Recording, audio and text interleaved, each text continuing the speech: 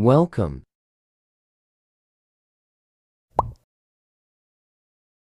Assalamualaikum, halo sahabat organisasi.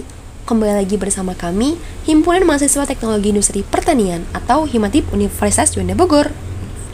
Kita kembali lagi di sini akan membedah suatu buku yang berjudul Menjadi Pemimpin Masa Depan dimulai dari kampus. Referensi buku yang akan kami bahas diterbitkan oleh kampus ITB atau Institut Teknologi Bandung. Nah, tidak usah berlama-lama lagi, langsung saja kita dengarkan pemaparan materi berikut ini. Bab 3. Keterampilan memimpin. Keterampilan memimpin dalam menjalankan 4 peran pemimpin yang telah dibahas pada bab sebelumnya, ada beberapa keterampilan yang perlu dikuasai oleh seseorang pemimpin. Sebenarnya, tanpa memiliki keterampilan-keterampilan ini, seseorang bisa saja menjalankan tugas sebagai seorang pemimpin. Namun, kepemimpinannya tidak akan efektif. Maka, di sini ada sebuah solutifnya, yaitu pertama, manajemen waktu, kedua, manajemen konflik, ketiga, itu manajemen program kerja, keempat itu pengambilan keputusan. Pertama, manajemen waktu.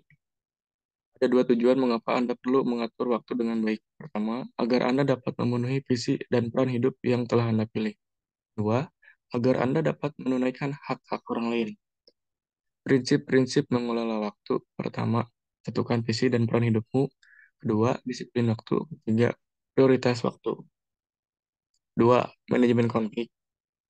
Apakah yang disebut dengan konflik? Jadi, menurut Luthran 1981, konflik adalah kondisi yang ditimbulkan oleh adanya kekuatan yang saling bertentangan.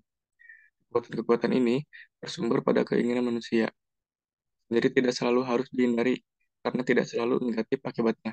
Berbagai konflik yang ringan dan dapat dikendalikan, dikenal, dan dapat ditanggulangi. Dapat berakibat positif bagi mereka yang terlibat maupun bagi organisasi. Pendapat para ahli saat ini mengenai konflik telah mengesahkan pernyataan bahwa konflik tak selalu berakibat buruk. Beberapa pendapat tersebut diantaranya adalah: satu, konflik adalah suatu akibat yang tidak dapat dihindarkan dari interaksi di dalam organisasi dan dapat diatasi dengan terlebih dahulu mengenai sumber-sumbernya. Dua, konflik pada umumnya adalah hasil dari kompleksnya sistem organisasi. Tiga, konflik diselesaikan dengan cara mengenali sebabnya dan selalu memecahkan masalahnya. Keempat, konflik dapat menjadi kekuatan pengubah positif dalam suatu organisasi. Teknik manajemen konflik. Satu, penggunaan kekuasaan. Dua, penyerahan. Ketiga, penghindaran. Keempat, negosiasi. Kelima, kolaborasi. Ketiga, manajemen program kerja. Manajemen program kerja merupakan penjabaran spesifik dari suatu visi organisasi. Seperti dijelaskan dalam sebelumnya, visi merupakan tujuan akhir suatu organisasi.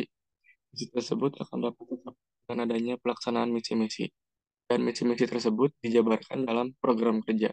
Jadi, pelaksanaan program kerja yang terarah akan memberikan pencapaian visi yang maksimal. Perencanaan program kerja organisasi. Satu, program kerja apa saja yang harus Anda kerjakan? Tentunya sangat bergantung dengan visi Anda. Yang jelas, program kerja harus mendukung tercapaian visi. Anda perlu menilai kelayakan program-program kerja tersebut. Proses penilaian ini harus dikaitkan dengan visi organisasi Anda. Setelah proses penilaian kelayakan, program-program kerja tersebut lantas dilaksanakan. Selama pelaksanaannya perlu ada kontrol dan evaluasi. Membentuk kepanitiaan.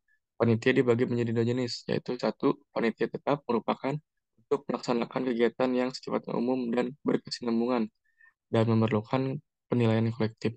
Dua, panitia ad hoc, yaitu untuk mengerjakan tugas yang khusus dan tidak berulang. Keempat, pengambilan keputusan. Ada banyak teknik yang dapat digunakan untuk mengambil keputusan dalam sebuah organisasi. Namun, dalam buku ini hanya akan dijelaskan dua teknik sederhana yang dapat dilakukan untuk menentukan pilihan. Pertama, dengan teknik analisis Pareto. Analisis Pareto merupakan teknik sederhana untuk menentukan pilihan mana yang paling efektif untuk menyelesaikan suatu masalah. Teknik ini didasari oleh prinsip yang dikemukakan oleh Vilfredo Pareto. Ada beberapa poin pokok dalam melakukan analisis Pareto, yaitu: satu, catat data-data mengenai masalah yang dihadapi, serta pilihan yang dimiliki. Dua, pengelompokan permasalahan-permasalahan yang ada. Tiga, penilaian setiap kelompok permasalahan. Keempat, pemilihan kelompok permasalahan terpenting. terbesar pengaruhnya yang harus diselesaikan serta pilihan yang akan diambil. Dua, teknik analisis SWOT. SWOT yang meliputi dari strengths, weakness, opportunities, and threats merupakan suatu cara untuk menganalisis strategi yang harus diambil berdasarkan analisis terhadap kondisi internal dan eksternal yang sedang dihadapi. Ada 4 hal yang diperhatikan dalam analisis SWOT. Keempat hal tersebut adalah: satu, strengths atau kekuatan adalah kompetensi khusus dalam sumber daya, keterampilan, atau keunggulan-keunggulan yang dimiliki dibandingkan pihak lain. Dua, weakness atau kelemahan adalah keterbatasan atau kekurangan dalam sumber daya, keterampilan, dan kapabilitas yang menghambat kinerja efektif organisasi. Tiga, opportunities atau peluang adalah situasi yang menguntungkan posisi organisasi. Empat, threats atau ancaman adalah situasi yang tidak menguntungkan organisasi. Terima kasih. Do you have any question? Jangan lupa follow Instagram Himatip Unida. Dan kalau ada pertanyaan, silakan kirim pada email yang tertera di sini. Terima kasih. Itu dia pemaparan materi yang sudah disampaikan. Bagaimana? Menarik bukan? Semoga materi yang telah disampaikan bisa bermanfaat khususnya bagi yang menyampaikan, umumnya bagi yang mendengarkan. Jangan lupa terus dukung channel YouTube Himatip dengan cara like, comment, subscribe, and share. Sekian dari kami, salam Himatip. Wassalamualaikum warahmatullahi wabarakatuh.